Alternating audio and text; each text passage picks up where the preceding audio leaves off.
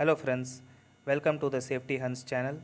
In this video, I am going to discuss about risk management basics. Risk management is the process that the organization methods of addressing the risk attaching to their activities with the goal of achieving benefits within each activity. The focus of good risk management is the identification and treatment of these risks. So, what exactly is risk management? Risk management is the process of implementing decisions about accepting or altering the risks.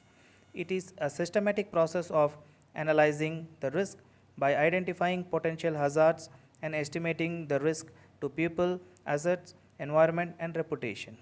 Evaluating the risk, which means is it accepted alarm or not, and also analyzing the options, controlling or reducing the risk to an alarm level, which may be achieved by reducing the probability of a hazardous event or mitigating its potential consequences. Decision making by implementing and effective communication, monitoring and reviewing of the hazards, risks, and reliability of the control measures on periodic basis. Now we will see about the hierarchy of risk controls. Controlling exposure to occupational hazards is the fundamental method of protecting workers. Traditionally, a hierarchy of controls has been used as a means of determining how to implement feasible and effective control solutions. There are 5 controls: elimination, substitutions, engineering control, administrative controls, and PPEs.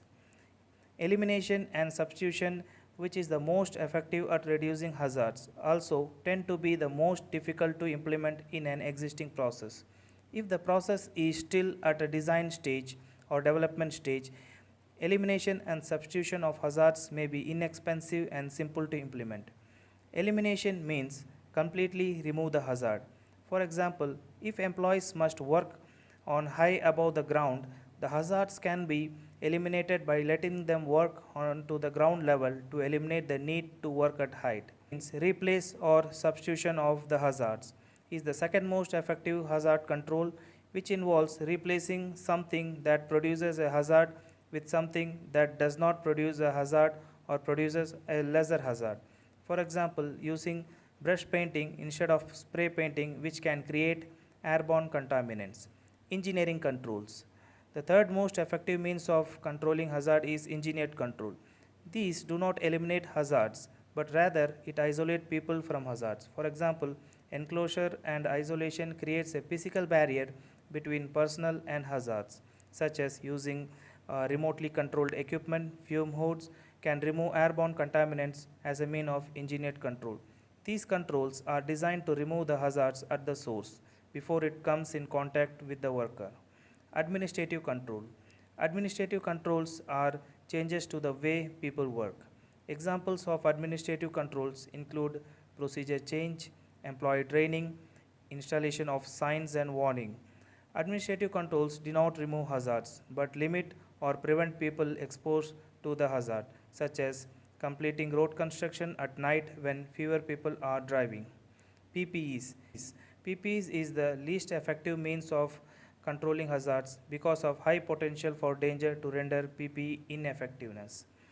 Additionally, some PPEs such as respirators increase physiological effort to complete a task and therefore may require medical examinations to ensure workers can use the PPE without risking their health. That's all in this video, my friends. I have a question for you all. Why elimination is on the top of risk controls and PPEs are considered a least effective and placed at the bottom of the hierarchy? Kindly comment the answer for this question and I will be discussing with you in the next video. Kindly subscribe my channel to get notified every time I upload a new video. Thank you.